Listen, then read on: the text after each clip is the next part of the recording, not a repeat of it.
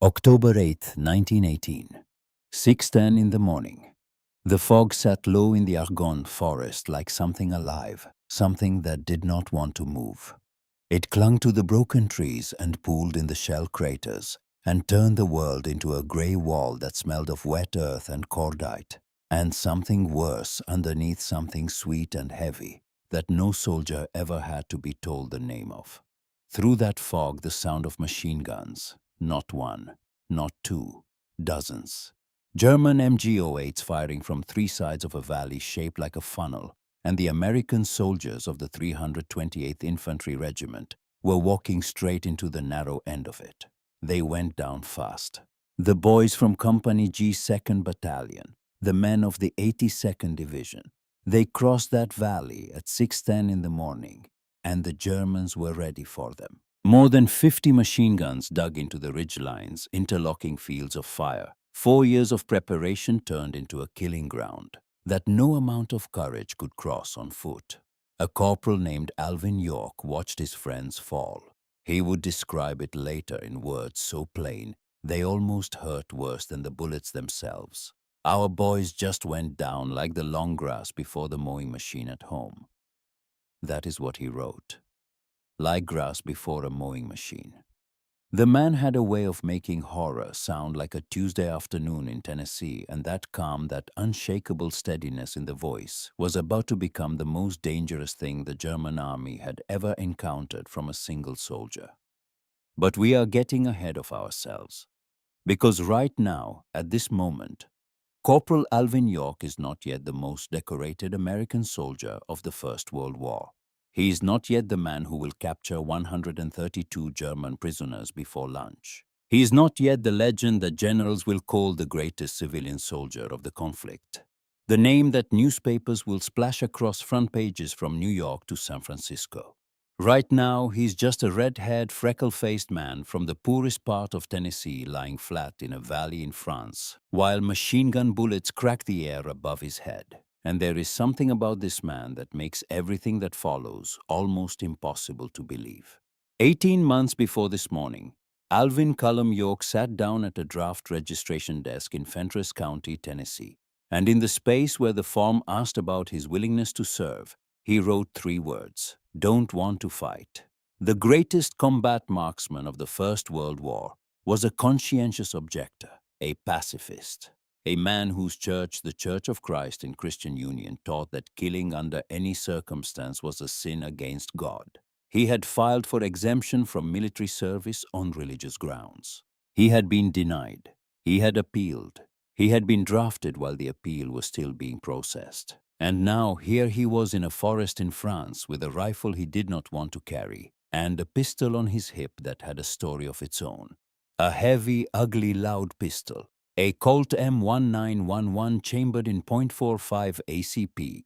And the reason that pistol was there, the reason the United States of America had built it and put it into the hands of men like York began 15 years earlier with a catastrophe on the other side of the world. A catastrophe that started with a bullet that was too small. That is what this story is really about. Not just a battle, not just a hero. It is about 2 countries that answered the same question in completely opposite ways. The question was simple. What is a sidearm actually for Germany answered it for the world they expected to fight in. America answered it for the world they had already fought in and lost men in and bled in and learned from. When those 2 answers collided in the Argonne forest on an October morning in 1918, the gap between them was measured in lives. Let us start with the blood. The Philippines, 1899 through 1902. The Philippine-American War and the Moro Rebellion that followed it. This is where the story of the .45 ACP begins, and it begins with American soldiers dying in a way that their weapons could not prevent. The Moro warriors of the southern Philippines were unlike any enemy the United States Army had faced since the Plains Indian Wars. The juramentados, the ones who had sworn a religious oath to fight to the death, would bind their limbs with tight leather cords to reduce bleeding work themselves into a state of spiritual ecstasy and charge directly into American positions carrying long-bladed weapons called kris and barong. They were not interested in taking cover. They were not interested in retreating.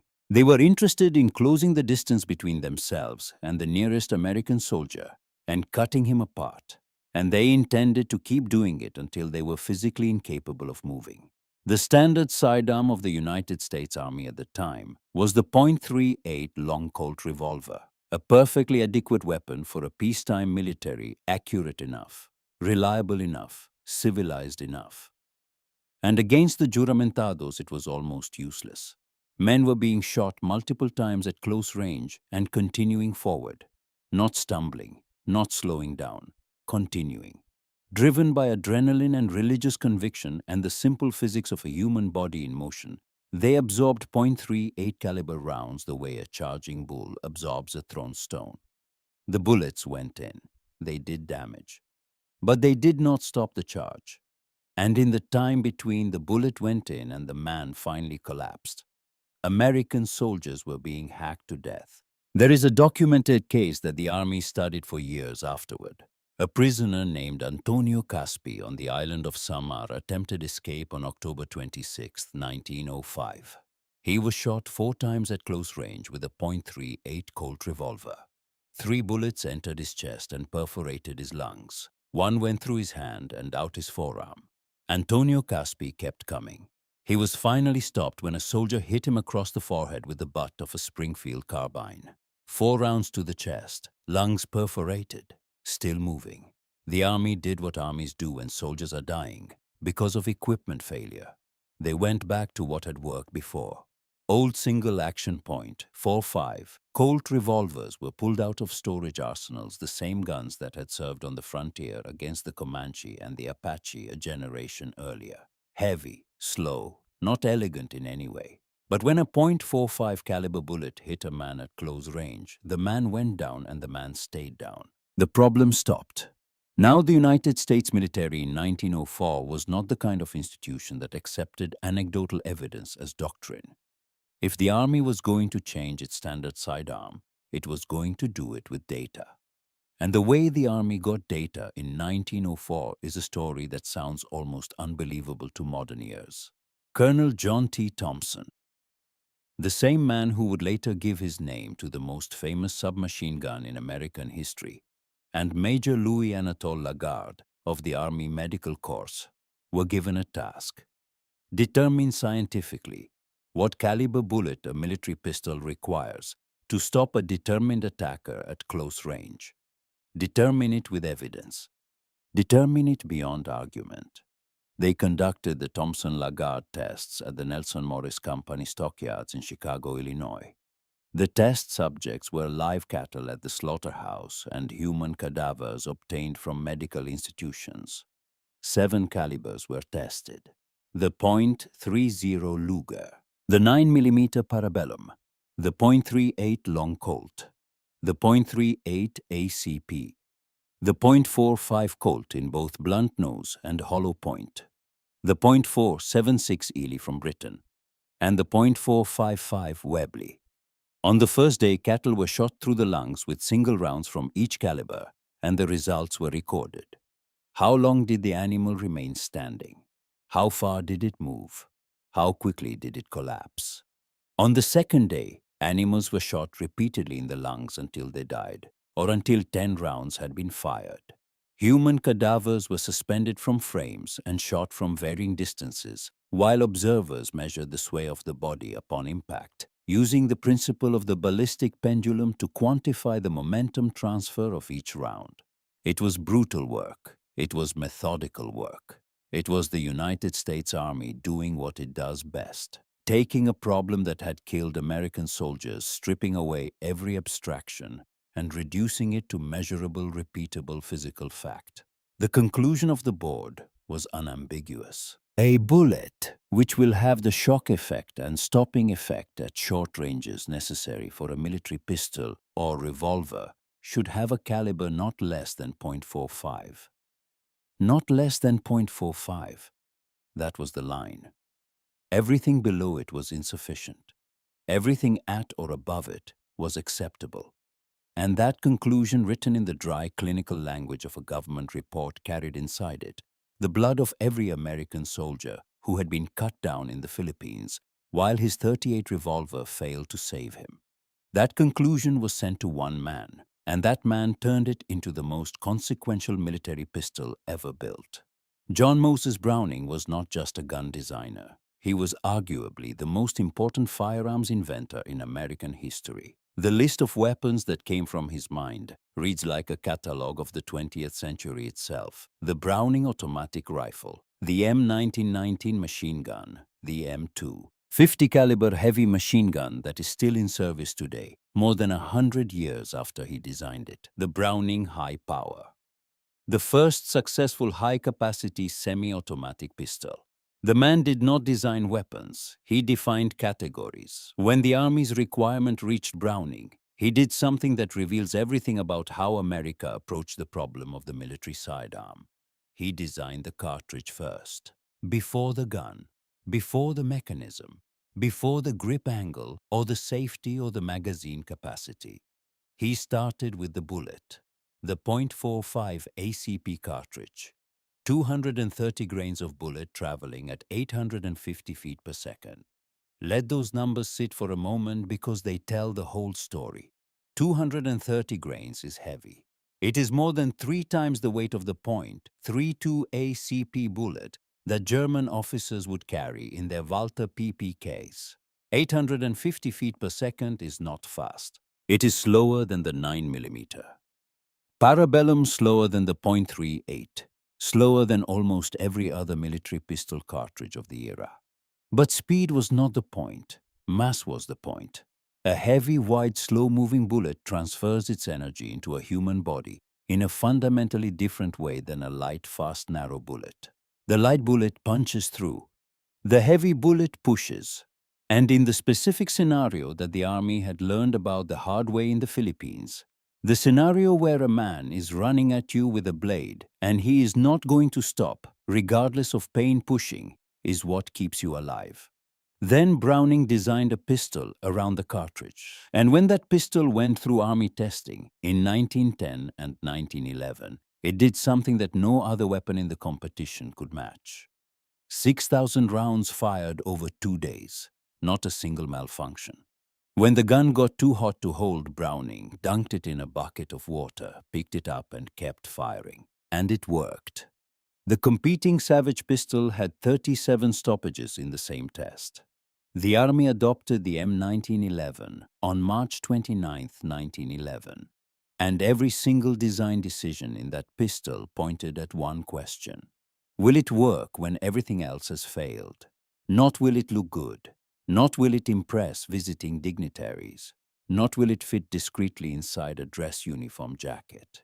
Will it work? In mud, in rain, in darkness, in the hands of a terrified 19-year-old who has never fired a weapon in anger. Will it stop the man who is coming through the door? That was the American answer to the question. What is a sidearm for? It is for the worst moment of the worst day of your life. It is for the scenario that no doctrine can fully plan for. It is the last thing between you and a man who intends to kill you at arm's length. Now let us look at the German answer. Because the German answer was not stupid. The German answer was not careless. The German answer was within its own logic perfectly reasonable. And understanding why it was reasonable is essential to understanding why it failed. The German Empire built the most sophisticated officer sidearm culture in the world. The Pistole Parabellum 1908, known universally as the Luger, was a mechanical masterpiece. A toggle link action that cycled with the precision of a Swiss watch. A grip angle that pointed as naturally as a human finger. Sights that were genuinely useful at combat distances. It was beautiful in the way that German engineering is beautiful, which is to say it was beautiful because every part served its function with absolute exactness. German officers carried the Luger as a mark of rank and technical sophistication. The pistol was not just a weapon. It was a statement about what kind of military Germany was: precise, engineered, modern, and by the time of the Second World War, this philosophy had expanded. The standard service pistol was the Walther P38, but many officers carried the Walther PP, or its compact sister, the PPK, especially in .32 ACP, small, concealable, double action. These pistols fit inside a dress uniform jacket without disturbing the lines. The SS, the Gestapo, the officer corps men who needed to project authority without appearing openly armed. The PPK became James Bond's pistol decades later for exactly this reason. It looks sophisticated. It projects quiet authority, but .32 ACP, 70 to 73 grains of bullet at 900 to 1,000 feet per second. A round that, as one American handgunner described it plainly, will certainly kill you, but might take a while to do it. In a close-quarters fight where the man coming at you has momentum and intent, a while is not a timeline you can afford. The assumption behind German sidearm design made complete sense in the context of modern industrial warfare. Officers direct combat. They do not participate in it. A pistol is for self-defense at very close range, for extreme circumstances, for the situation that should almost never arise. It needs to be light, manageable, concealable, and precise. It does not need to knock a man down with one shot, because the situation that requires that is the situation you have already lost. Perfectly logical, entirely reasonable, and about to be tested against an army that had designed its pistol around the exact opposite assumption. Now let us go back to Tennessee. Because while armies were debating bullet weights and muzzle velocities, a young man named Alvin York was learning something in the Cumberland Mountains that no military academy could teach. He was learning to shoot turkeys, not the fat domesticated birds that end up on Thanksgiving tables. Wild turkeys, the wariest, most skittish game bird in North America. An animal that can see movement at distances that would embarrass a deer, that can run 30 miles an hour through dense brush, that will vanish at the first sign of danger, with a speed that seems to violate the laws of physics for a bird that size. York's father, William Uriah York, was considered the finest shot in the Cumberland region. Alvin learned at his side, and by adulthood, he had surpassed his teacher. The family hunted to survive, not for sport. Meat on the table depended on marksmanship, and in the York household, a missed shot was not an embarrassment. It was a missed meal. The technique York learned for turkeys would one day save his life and end the lives of 6 German soldiers. When you encounter a flock of turkeys, you shoot the last bird first, then the next to last, then the one before that. You work from the back of the flock toward the front. Because if you shoot the first bird, the ones behind it see their companion fall and they scatter. But if you shoot the last bird, the ones in front never know. They keep walking. They keep presenting themselves as targets. By the time the lead bird realizes something is wrong, the flock no longer exists. York would later describe applying this technique to human beings with a calmness that borders on unsettling. But we will get to that. William York died in 1911. Alvin was 24. He became the primary provider for his mother and his younger siblings. He took work on the railroad at Harriman, Tennessee, and he fell into a dark period, drinking heavily, fighting in illegal saloons, getting a reputation as a man you did not want to cross on a Saturday night in Fentress County. Then a friend of his was killed in a bar fight. The kind of senseless, stupid death that happens in poor communities where alcohol is the only entertainment and violence is the only language some men know. It shook York to his foundations. Around the same time, a young woman named Gracie Williams began pulling him towards something better. He had started attending church partly to be near her, and what began as infatuation slowly became genuine faith. In the winter of 1914 and 1915, York experienced what he called a conversion. He joined the Church of Christ in Christian Union, a small denomination that forbade violence in all forms. He stopped drinking. He stopped fighting. He became, by every account, a genuinely devout and peaceful man. The same hands that would later operate a rifle and a pistol with lethal precision were now raised in prayer every Sunday. This is the contradiction that sits at the heart of this entire story. The man who would become the deadliest individual combatant of the First World War believed with absolute sincerity that killing was wrong. And when the United States government came for him on June 5, 1917, when the Selective Service Act put his name on a list and told him to report, he wrote those 3 words on the registration card and meant every letter: "Don't want to fight." His exemption was denied. The Church of Christ in Christian Union was not recognized by the federal government as an official pacifist denomination. York appealed. While the appeal was processing, he was drafted into the Army in November of 1917 and assigned to Company G, 328th Infantry Regiment, 82nd Infantry Division, stationed at Camp Gordon, Georgia. At Camp Gordon, York became an immediate paradox: the finest marksman in the entire division, and the only man who did not want to fire his weapon at a human being. His company commander, Captain Edward Danforth, Jr., was himself a man of deep Christian faith, along with Major G. Edward Buxton. Danforth spent weeks in conversation with York, not ordering him, not threatening him, but engaging with his conscience on its own terms. They cited scripture, the story of David and Goliath, the passage from Luke chapter 22, verse 36. "He that hath no sword, let him sell his garment and buy one." They argued that there were moments ordained by God when fighting was not a sin, but a duty. Danforth gave York a 10-day leave to go home and think about it. York climbed a mountain near his home in the Cumberland Range, the same ridges where he had hunted turkeys with his father, the same quiet places where he had prayed after his conversion. He sat up there for days, wrestling with it, the pull of his country on one side, the pull of his God on the other. He wrote about it later.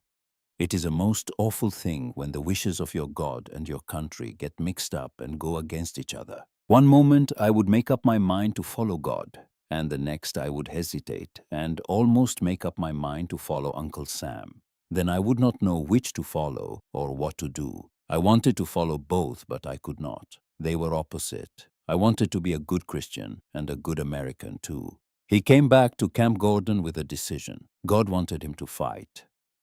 But the conflict did not disappear. It followed him across the Atlantic. It followed him into the trenches of France. It would be there in the Argonne forest on the morning of October 8, 1918, in the space between each squeeze of the trigger, in the shout that he sent toward the German lines after every shot he fired: "Give up. Come on down." The deadliest marksman on the battlefield, begging his enemies to stop making him kill them. In May of 1918, York arrived in France with the 82nd Division. He saw action in the Saint-Mihiel offensive in September, performed well enough to be promoted to corporal and given command of his own squad. He was a good soldier, disciplined, calm under fire, supernaturally accurate with his rifle. His superiors knew what they had. But York's diary entries from this period reveal a man who had not made peace with what he was doing. He wrote about passing the wounded and the dying on the way to the front. But God would never be cruel enough to create a cyclone as terrible as that Argonne battle. Only man would ever think of doing an awful thing like that. And oh my, we had to pass the wounded. And some of them were on stretchers going back to the dressing stations, and some of them were lying around moaning and twitching. That is the man who walked into the Argonne forest on the night of October 7, 1918. A man carrying an M1917 Enfield rifle and a Colt M1911 pistol. A man who could shoot better than almost anyone alive. A man who did not want to shoot at all. And on the other side of the valley, sleeping in a dugout near Châtel-Chehery, a former assistant postmaster from Ulm, named Paul Jürgen Vollmer, was preparing to defend his piece of the Argonne forest with whatever his exhausted, depleted, battle-worn battalion had left to give. Neither man knew the other existed. By this time tomorrow, one of them would be a prisoner of war, and the other would be the most famous soldier in the American Expeditionary Force. And the difference between them would not be courage, because both men had courage. It would not be training, because both men had been shaped by years of war. The difference would be a question that two nations had answered differently a generation before either man picked up a weapon. What is this pistol actually for? Before we follow York into that valley, we need to understand the man waiting on the other side of it. Because Paul Jürgen Vollmer was not the villain that war stories require. He was something far more interesting and far more tragic. He was an ordinary man in an extraordinary situation, holding a weapon that his country had designed for a world that no longer existed. Vollmer's friends called him Kuno. Before the war, before the mud and the gas and the 4 years of watching men die in ways that the 19th century had not imagined possible, Kuno Vollmer sorted mail. He was the assistant postmaster in Ulm, a quiet city on the banks of the Danube in the semi-autonomous German kingdom of Württemberg. Not Prussia, not the military aristocracy that popular imagination associates with German officers. Württemberg, a place of farmers and craftsmen and civil servants who went to church on Sunday and ate sausage for dinner and lived lives so unremarkable that history would never have recorded them if a war had not come along and rearranged everything. The war came in 1914, and Vollmer went with it. He served on the Western Front for 4 years, 10 campaigns. He fought with the 125th and then the 120th Württemberg Landwehr Infantry Regiments. He earned the Iron Cross Second Class in 1914, the Knight's Cross Second Class in 1915, the Iron Cross First Class, and the Queen Olga of Württemberg Medal in 1918. A postmaster does not earn 4 combat decorations over 4 years without seeing things that change him in ways that no amount of peacetime routine can undo. By October of 1918, Vollmer had recently assumed command of the 1st Battalion of the 120th Württemberg Landwehr Regiment. Most of his soldiers were from Ulm, men he might have known before the war, men whose letters he might have sorted, middle-aged reservists, farmers, tradesmen, shopkeepers, not elite troops, not stormtroopers, ordinary Germans who had been fed into the machine of industrial warfare and ground down to almost nothing over 4 years. The average strength of his companies was 12 to 15 men. Let that number settle.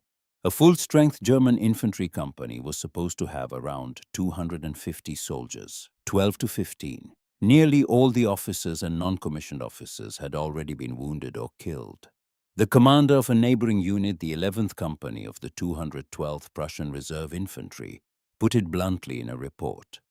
The fighting value of the men in the trenches had sunk very low. Our men simply would no longer go over the top. This was the force that Vollmer had to work with. This was the army he was supposed to use to hold the eastern edge of the Argonne Forest against a full-strength American division that had fresh troops, fresh supplies, and the terrifying optimism of men who had not yet learned what 4 years of trench warfare does to the human spirit. And on his hip, Vollmer carried a Luger P08, the Pistole Parabelle Elum 1908. 8 rounds of 9mm ammunition in a beautifully engineered toggle lock mechanism. A weapon that represented everything the German military believed about what an officer's sidearm should be. The night of October 7th was cold and wet. Vollmer's battalion had been pulled back to serve as a reserve force in the valley behind Châtel-Chehery. His adjutant, Lieutenant Karl Glass, brought him reports that were uniformly bad. The Americans were pressing hard. The neighboring regiments, the 122nd and the 125th, were barely holding their positions. Somewhere to the west, an isolated pocket of American soldiers, the famous Lost Battalion of the 77th Division, had been surrounded for 5 days and refused to surrender, tying down German forces that were desperately needed elsewhere. Vollmer had been given a task: use the newly arrived 210th Prussian Reserve Infantry Regiment to launch a counterattack that would push the Americans out of the eastern Argonne. If he succeeded, it would protect the flank of the entire German Fifth Army under General Georg von der Marwitz. If he failed, the line would collapse. The 210th Prussians were supposed to be his salvation, fresh reinforcements, but they arrived exhausted and demoralized, their fighting spirit as depleted as every other unit on this sector of the front. Vollmer looked at the men he had been given and understood with the quiet clarity of a man who has been at war for 4 years that this was not going to go the way headquarters wanted. He was right, but not for the reasons he imagined. Now, the morning of October 8th, 6:10 a.m., the Americans attacked. The 2nd Battalion of the 328th Infantry Regiment moved into the valley below Châtel-Chehery, and the Germans were ready. Machine guns opened from 3 sides. The funnel-shaped valley became a killing ground. American soldiers went down in rows. The attack stalled before it had properly begun. On the American side, chaos. Lieutenant Stewart was dead. Sergeant Harry Parsons, the platoon sergeant of 1st Platoon Company G, found himself in command with no communication to Captain Danforth and no clear picture of what was happening beyond the wall of machine gun fire that was shredding his platoon. Parsons made a decision that he knew might be sending men to their deaths. He ordered a patrol of 17 soldiers to work their way around the left flank, get behind the German machine gun positions, and silence them so the rest of the battalion could advance. In Parsons' mind, this was a one-way mission. The patrol might never come back, but doing nothing meant the entire battalion would be destroyed in the open valley. The patrol was led by Sergeant Bernard Early. His section leaders were Corporals Cutting Savage and York. 13 privates made up the rest. 17 Americans walking into the forest behind the German lines. They found a gap, a narrow track through the trees that the Germans had not covered. They moved quietly, following it deeper behind the main line of resistance. About 500 yards in, they came across an old trench, not a military fortification, a boundary marker dug in the 17th century to separate private land from communal land. A relic of a world that had nothing to do with machine guns or artillery or the industrial murder that was happening a few hundred yards away. The patrol followed a German supply road for a short distance and came upon a small stream. Bending over the stream were 2 German soldiers wearing Red Cross armbands, medics filling canteens. The medics saw the Americans. Their eyes went wide. They dropped the canteens and ran screaming the words that would set everything in motion. "Die Amerikaner kommen! The Americans are coming!" Early's patrol gave chase. The medics ran downhill through the trees past a small clearing and straight into a cluster of German soldiers gathered around what turned out to be the battalion headquarters area. Officers, runners, orderlies, stretcher-bearers, many of them unarmed, some in their shirt sleeves. Nobody was expecting American soldiers to materialize behind their own lines at 6:30 in the morning. The confusion was total. The Germans in the clearing, believing that the Americans chasing the medics were the leading edge of a much larger attack force, threw up their hands. More than 70 soldiers surrendered in a matter of seconds. Among them was Lieutenant Paul Jürgen Vollmer. One moment, Vollmer was preparing a counterattack. The next moment, he was looking at a large American with a red mustache, broad features, and a freckled face who was pointing a rifle at him and telling him in a language Vollmer happened to speak that the war was over for him. That American was Corporal Alvin York, and for approximately 90 seconds, it looked like the most extraordinary stroke of luck in the history of the 82nd Division. 17 men had stumbled into a battalion headquarters and captured more than 70 enemy soldiers without firing a shot. All they had to do now was march their prisoners back to the American lines. Then the machine guns opened up. The 4th and 6th companies of the 125th Württemberg Landwehr, positioned on Humser Hill above the clearing, looked down and saw what was happening. German soldiers with their hands up, Americans moving among them. The machine gunners on the hill signaled to the captured Germans to lie flat, and then they opened fire. The sound of an MG-08 at close range is not something you forget. It is not the rhythmic hammering of a Hollywood machine gun. It is a continuous tearing sound like heavy canvas being ripped apart by something enormous and angry, and it fills the air with a physical pressure that you feel in your chest before you understand what it is.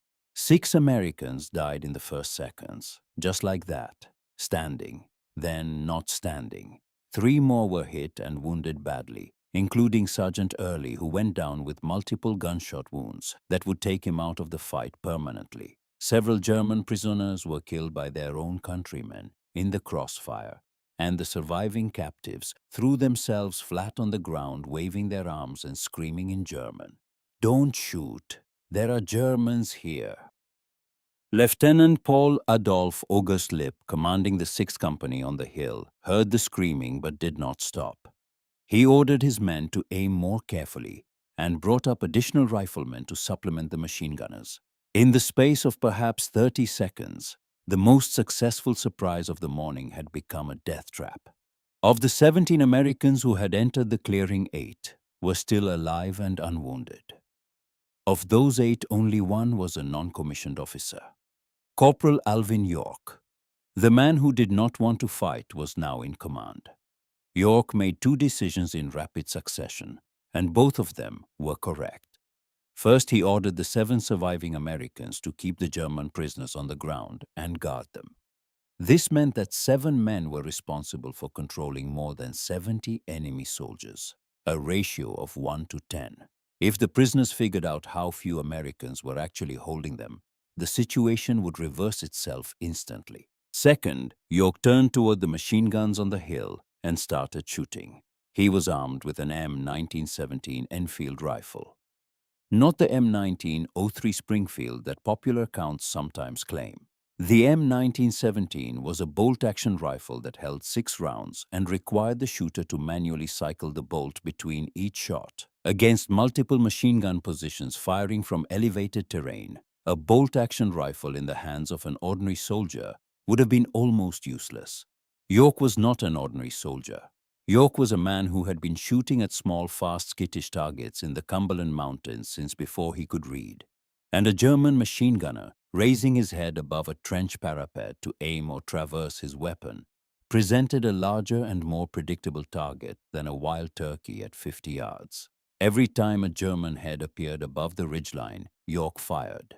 Every time York fired, a German head stopped appearing. He worked methodically, calmly, the way a man works when the skill he is using has been practiced so many times that it has moved beyond conscious thought into something deeper, something that lives in the hands and the eyes and the breath and operates independently of fear.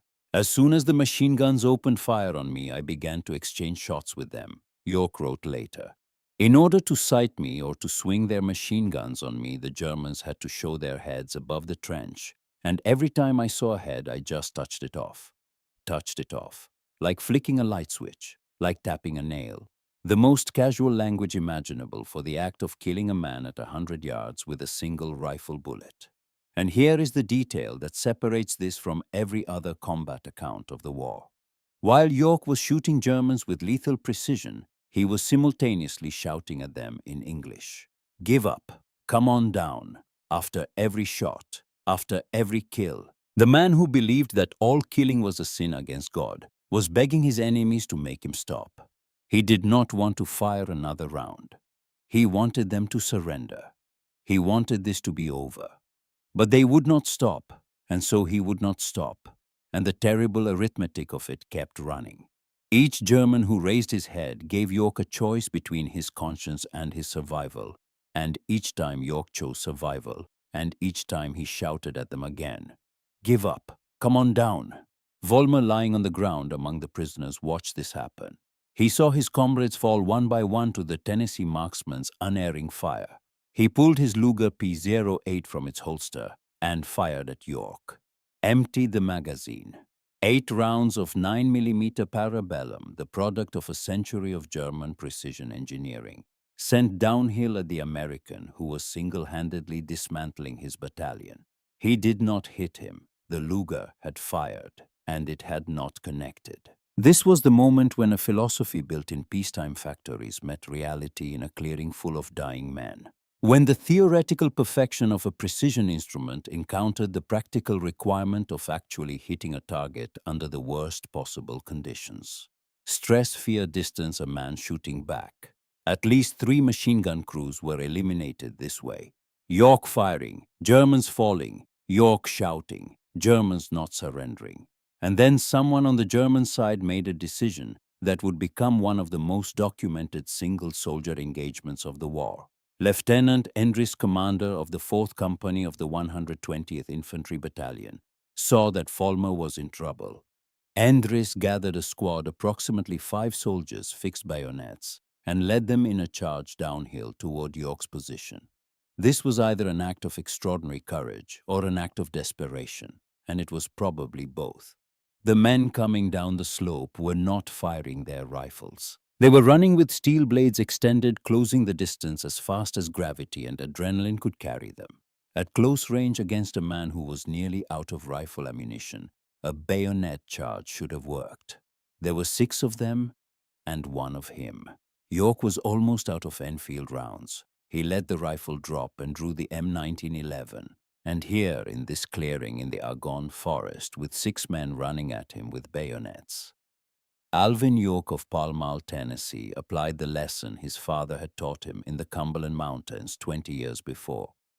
He shot the last man first, then the 5th, then the 4th, then the 3rd, working from the back of the charge to the front, exactly the way you shoot a flock of wild turkeys, so the ones in front do not see the ones behind them falling. By the time the lead man realized that every soldier behind him was down, he was the only one left, and York shot him too. The last German to fall was Lieutenant Endres himself, hit in the stomach, gravely wounded, screaming in agony. He would survive and be evacuated by York's patrol, but his war was over. 6 men charged, 6 men fell. The pistol that had been born in a Chicago stockyard and baptized in Philippine blood had done exactly what it was designed to do. York wrote about it afterward with that same unnerving calm. I just let them come down the hill and then poured into them with my pistol. I shot those men and the officer like wild turkeys. Like wild turkeys. The words of a man who has reduced the most terrifying close combat experience imaginable to a problem he solved before he was 12 years old. Not bravado, not exaggeration, precision.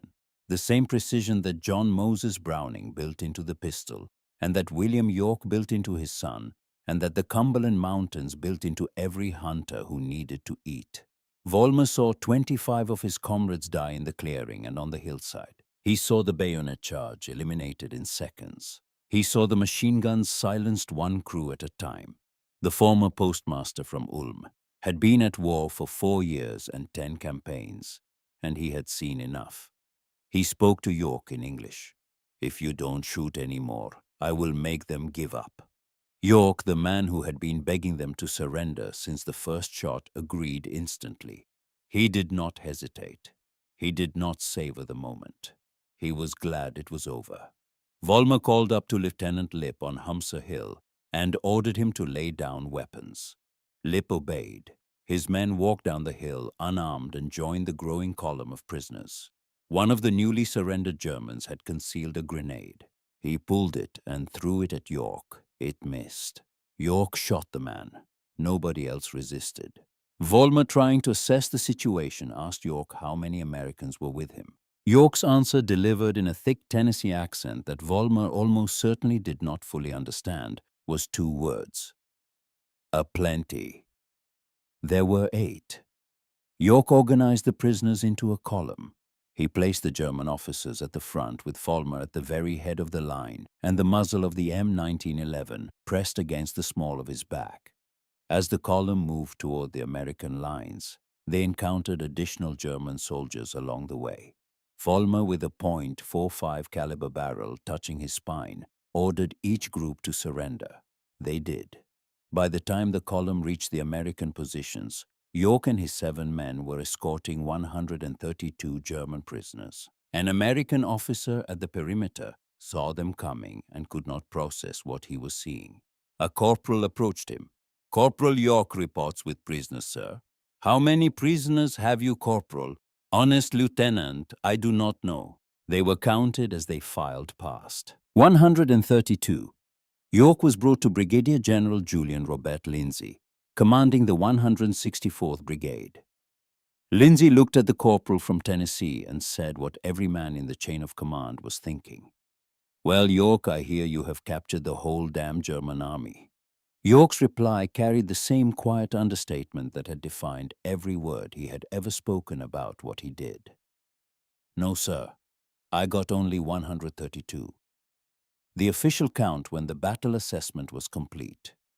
At least 25 German soldiers killed, 132 captured, 35 machine gun positions neutralized, and the advance of the 328th Infantry Regiment, which had been stopped dead in the valley that morning, resumed.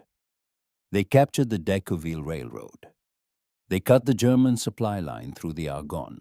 The action that York and 16 other men had been sent on as a probable suicide mission had succeeded beyond anything that Sergeant Parsons could have imagined when he gave the order. York was promoted to sergeant on the spot. He was awarded the Distinguished Service Cross, which was subsequently upgraded to the Medal of Honor after a formal investigation confirmed every detail of what had happened. France gave him the Croix de Guerre and the Legion of Honor. Italy gave him the Croce al Merito di Guerra. Nearly 50 decorations in total from Allied nations that recognized what one man with a rifle, a pistol, and a conscience that would not let him stop shouting at his enemies to surrender had accomplished in a single October morning. General John J. Pershing, commander of the entire American Expeditionary Force, called York the greatest civilian soldier of the First World War. And in his diary that night, Alvin York wrote a single sentence that says more about the man than every medal and every headline combined.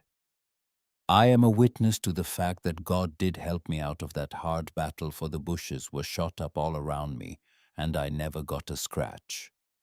Not a word about the Germans he killed. Not a word about the prisoners he captured. Not a word about the bayonet charge or the machine guns or the pistol that saved his life. Just God. Just gratitude. Just the quiet faith of a mountain man who believed he had been guided through the fire by a hand larger than his own. The war ended 34 days later. The armistice was signed on November 11th, 1918. York stayed on the front lines until November 1st, 10 days before the guns went silent. And in all that time, in all those final desperate days, when men were still dying for ground that would be given back at the negotiating table, Alvin York was never wounded, not once, not a scratch. The bushes around him were shot to pieces in the Argonne. The men beside him fell, but the bullet that had his name on it never arrived. He came home to a country that wanted to make him into something he had no interest in becoming. The Saturday Evening Post published a story about him in April of 1919, written by correspondent George Patullo under the title, "The Second Elder Gives Battle." It made York a national hero overnight. Before his ship had even docked in Hoboken, New Jersey, he was the most famous soldier in America. The New York Times called him the war's biggest hero. Parades were organized. Congress gave him a standing ovation. Hollywood came calling with contracts. Broadway wanted him. Vaudeville wanted him. Companies wanted his name on their products. The entire machinery of American celebrity, which was already formidable in 1919 and would only grow more powerful with each passing decade, turned its full attention on a 31-year-old farmer from Fentress County, Tennessee. York turned it all down. Every offer, every contract, every opportunity to convert his name into money. He said a single sentence that explains everything about who he was and what he valued.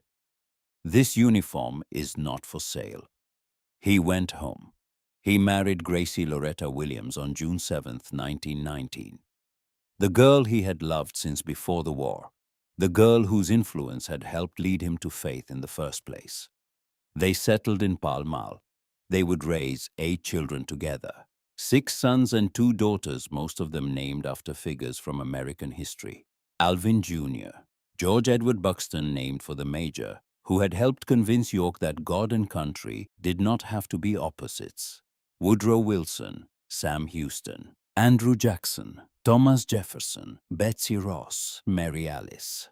A family built in the same Cumberland Mountains where York had learned to shoot turkeys and pray and wrestle with questions that had no easy answers. The Nashville Rotary Club organized a public subscription to buy York a 400-acre farm near his home. It was the one gift he accepted because a farm was not a celebrity endorsement. A farm was work. A farm was the life he had chosen. But even this act of generosity turned complicated. The farm was not the fully equipped operation he had been promised. York had to borrow money to stock it with livestock and equipment. Then the post-war agricultural depression hit, and the farm lost money. Then the Rotary Club could not continue making the installment payments on the property, leaving York to cover them from his own empty pockets. By 1921, the most decorated soldier of the First World War was in debt and had no choice but to ask the public for help. The newspapers that had celebrated him now dissected his finances. Some coverage was sympathetic, some was sharply critical. The man who had captured 132 German soldiers could not manage a mortgage. York wrote about the debt with the same plainness he applied to everything else.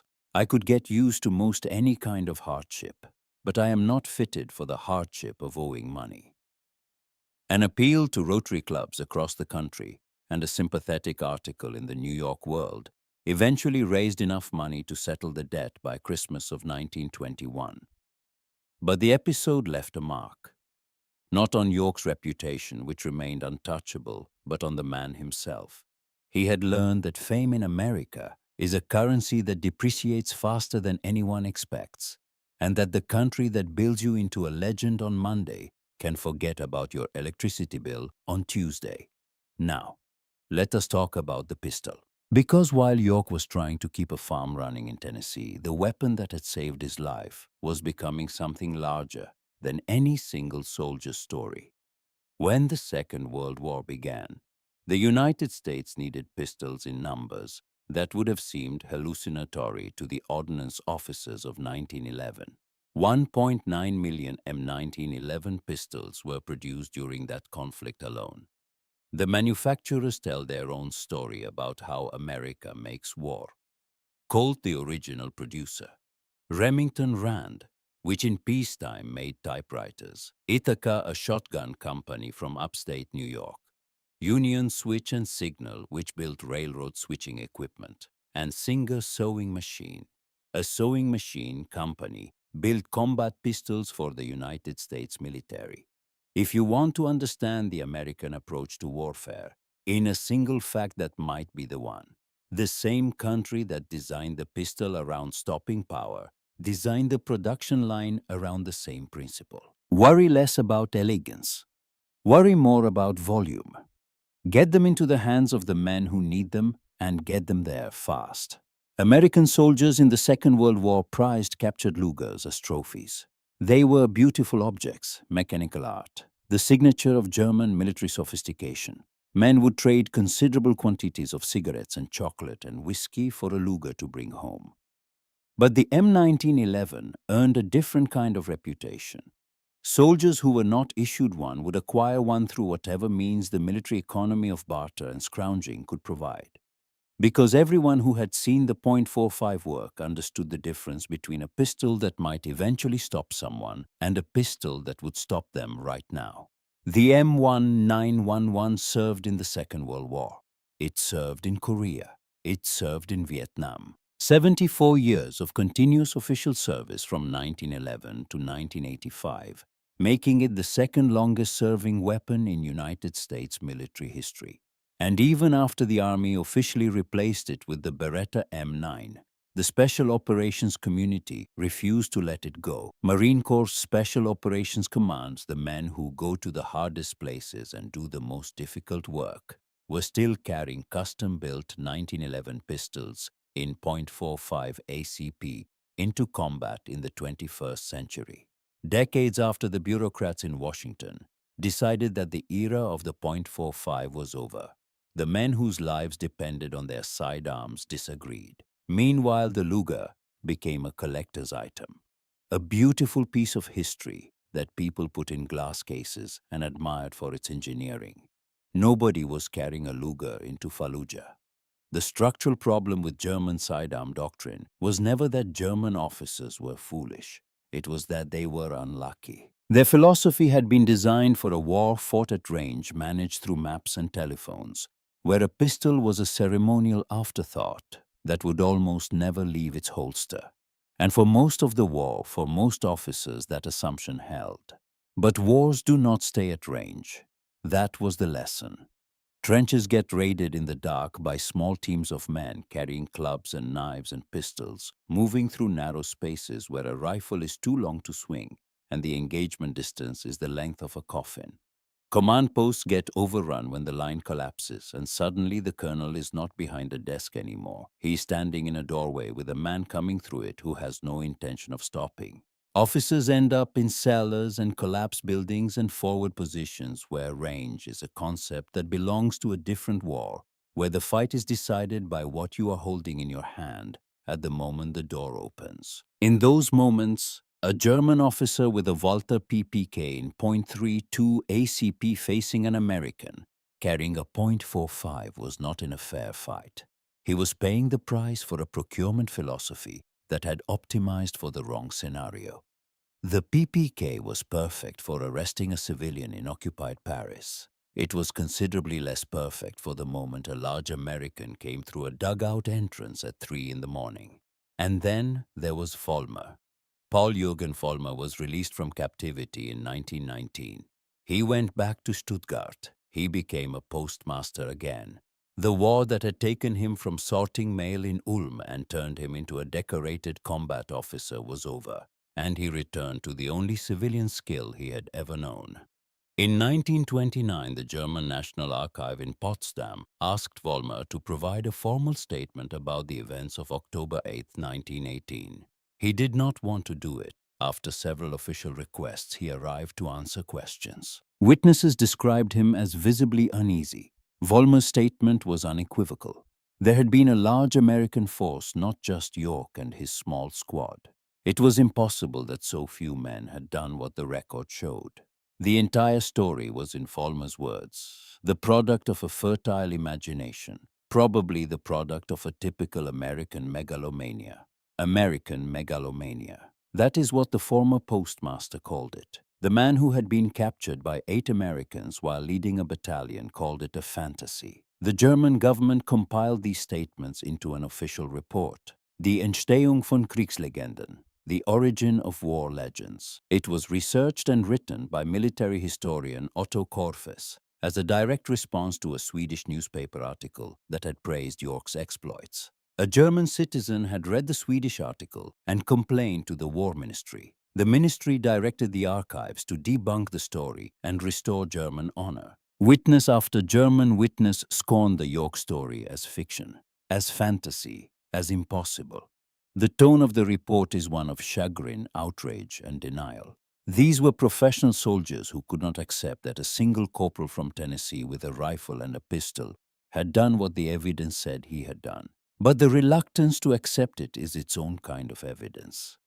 It is easier to deny a thing than to explain it when the explanation requires you to admit that your entire approach to a problem was wrong. Vollmer spent the rest of his life insisting that it never happened the way the Americans said, and the Americans spent the next 80 years proving that it did. In 2006, United States Army Colonel Douglas Mastriano led a research expedition to the Argonne Forest to locate the precise site of York's Medal of Honor action. The location had never been definitively established. Mastriano's team used German and American military records period maps, drawn by officers who had walked the ground with York during the original investigation, and modern geographic analysis to identify the exact clearing where the battle took place. What they found there, nearly 90 years after the last shot was fired, was conclusive. Forensic ballistic analysis recovered 46.30 caliber rifle casings and 23.45 ACP pistol casings from the soil. All of them matched the ballistic signatures of York's M1917 Enfield rifle and his M1911 pistol.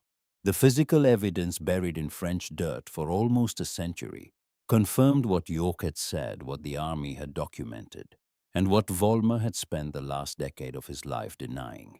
It happened, all of it, exactly the way the record shows. But now comes the question that nobody who tells this story wants to ask. The question that turns a simple narrative of American triumph into something more complicated and more honest, and ultimately more interesting.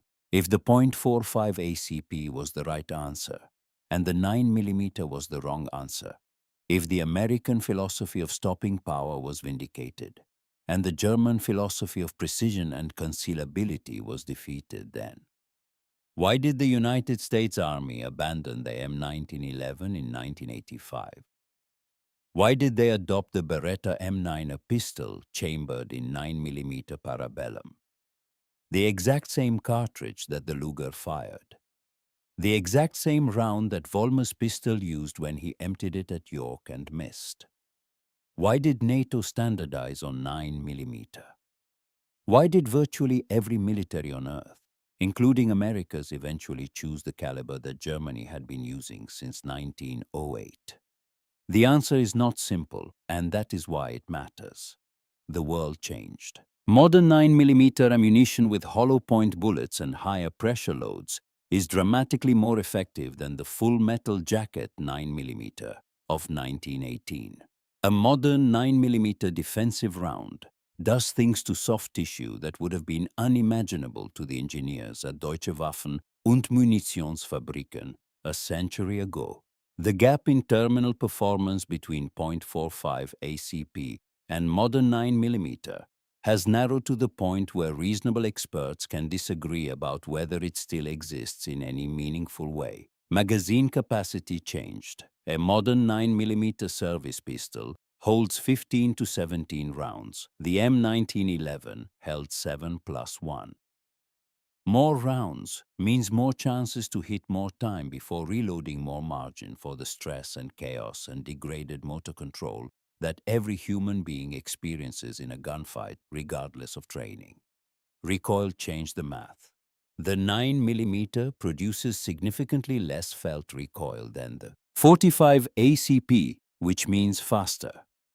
Follow-up shots, which means more accurate shooting under stress, which means more hits on target per magazine. And in the cold actuarial calculus of military procurement, more hits per magazine is a number that outweighs almost every other consideration. And perhaps most importantly, warfare itself changed. The close quarters nightmare of the Western Front, the trench raids and the tunnel fights and the dugout clearances that made the .45 indispensable, became less central to how wars were fought. Modern warfare still has close combat. It always will. But the relative frequency of the specific scenario that the M1911 was designed for has diminished as doctrine evolved and technology advanced.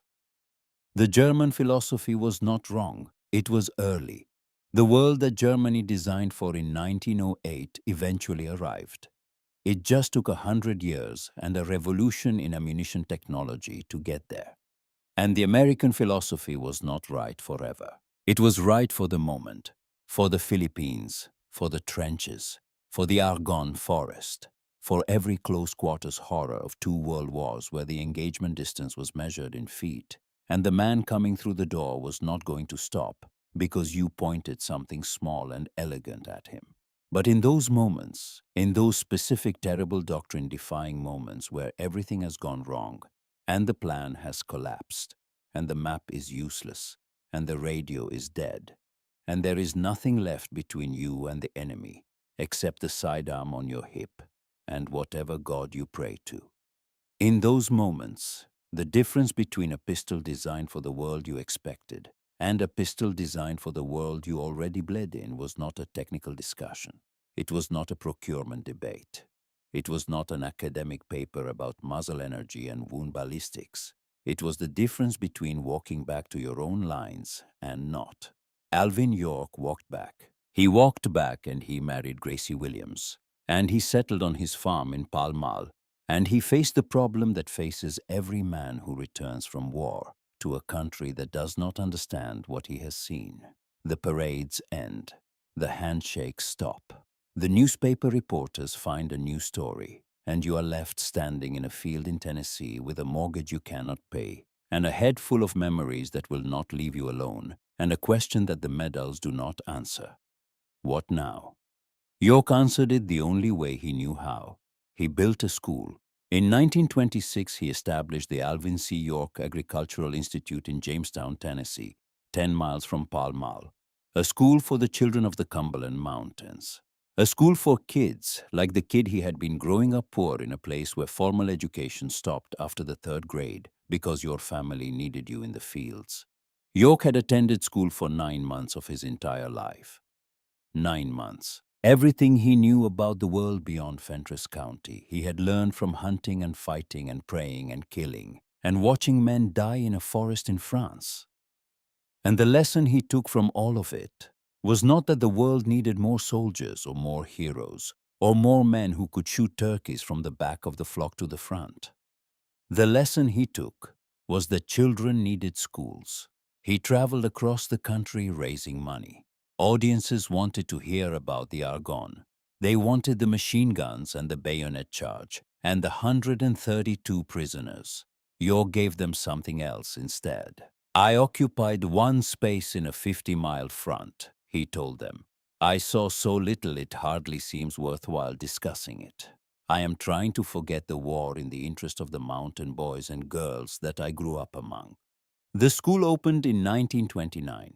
York ran it for 10 years before transferring control to the state of Tennessee in 1937. He presided over every graduation ceremony until he suffered a stroke in 1948. Even after that, he continued to visit the school regularly until he grew too frail in the late 1950s. In 1941, after 2 decades of refusing Hollywood, York finally agreed to let Warner Brothers tell his story. Not because he wanted fame, because he needed the money for his school. The film Sergeant York starred Gary Cooper and became the highest-grossing picture of the year. Cooper won the Academy Award for Best Actor. The movie received 11 nominations and won 2 Oscars. It was released on the 4th of July, 1941, 5 months before Pearl Harbor, and it is credited with helping to prepare the American public for the war that was already on its way. York served as an advisor on the production, but what he had wanted was a film about his work in education. What Hollywood gave him was a film about France. He took the money and put it into the school. That was York. When asked near the end of his life how he wanted to be remembered, York did not mention the Medal of Honor. He did not mention the Argonne. He did not mention the 132 prisoners or the 25 dead Germans or the pistol that had saved his life. For improving education in Tennessee. That was his answer. That was the sum of it. The greatest combat soldier of the First World War wanted to be remembered as a man who built schools. The Alvin C. York Institute is still open today. Approximately 700 students are enrolled. It operates as a public high school under the state of Tennessee. In 1986, it was selected as Tennessee's Center for Rural Education.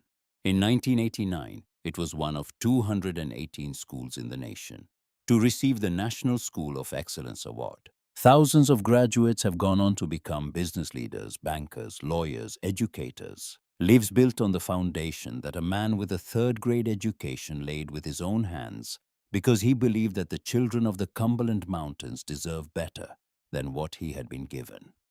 York suffered a cerebral hemorrhage in 1954 that confined him to a wheelchair for the remaining decade of his life. He lived in increasing frailty, cared for by Gracie, surrounded by his children and grandchildren in the mountains he had never truly wanted to leave. He died on September 2nd, 1964, in Nashville, Tennessee. He was 76 years old. He was buried at Wolf River Cemetery in Pall Mall, the place he loved most in the world. The faith that had carried him through the war stayed with him to the end. The same faith that had made him write "Don't Want to Fight" on a draft card in 1917. The same faith that had sent him up a mountain to pray before he agreed to carry a rifle. The same faith that had made him shout at dying Germans to give up and come on down. His grandson Gerald E. York retired as a colonel in the United States Army. The legacy of service passed through the generations the way the skill with a rifle had passed from William to Alvin on those long hunts in the Cumberland Mountains. The Alvin C. York Veterans Administration Medical Center in Murfreesboro, Tennessee was named in his honor in 1985. The Sergeant Alvin C. York State Historic Park preserves his farm in Pall Mall, the house, the grist mill, the general store, the Bible school, all of it still standing in a valley where mist comes off the mountains in the morning, exactly the way fog sat in the Argonne forest on the day everything happened. So here is where we end. Back in the clearing, back in the fog, back with two men and two pistols and two philosophies. One of those men was a postmaster from a quiet city on the Danube who went to war because his country told him to and carried a Luger, because his army told him it was the proper weapon for an officer, and spent the rest of his life insisting that what happened to him in that clearing was a fantasy. Because accepting the truth would mean accepting that the weapon in his hand, the weapon his country had designed with such care and such precision and such confidence, was not enough for the moment that mattered. The other was a turkey hunter from the poorest county in Tennessee who went to war because he believed God wanted him to, and carried a 45 because his army had learned in the Philippines that nothing smaller would do the job, and spent the rest of his life building schools because he believed that was more important than anything he had done with a gun. The dark reason German officers feared the American 45 ACP was not about the pistol's reputation or its size or the legend of the men who carried it. It was about what the pistol said about the country that built it. Germany built their sidearms around the world they expected to inhabit. A modern industrial war where officers command and manage and direct. A pistol for that officer is a last resort rarely used, requiring concealment and discretion more than stopping power. America built theirs around the world they had already inhabited. The Philippines, where a man hit 4 times with a .38 kept coming, and the only answer was to go back to what had worked before. Make the bullet bigger, make it heavier, accept no compromise on the one thing that mattered. Will it stop the man who is coming for you? When those two philosophies met in close quarters in a trench in a forest in the Argonne, in the moment when a German officer raised his Luger and emptied it, and watched every round miss the red-haired American who kept shooting and kept shouting and would not stop doing. Either the gap was not between two pistols.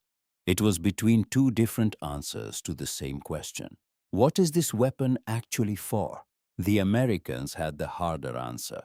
And in the moments that decided things, they had it loaded. And the man who carried it, the man who did not want to fight, who begged his enemies to surrender after every shot, who came home and turned down every dollar Hollywood offered until his school needed the money, who named his children after American heroes and wanted to be remembered not as one of them, but as a teacher. That man lies buried in a quiet cemetery in a Tennessee valley, where the mountains still look the same as they did when he was a boy learning to shoot turkeys with his father. The pistol is in a museum now. The school is still teaching children. If your father or your grandfather served, if they carried a sidearm that they trusted with their life, we would be honored to hear that story in the comments. Those stories matter. They deserve to be told. And if you want to hear more about the history underneath the history, the stories that shaped the weapons and the men and the moments that decided how the world turned out, subscribe and turn on notifications. We are just getting started.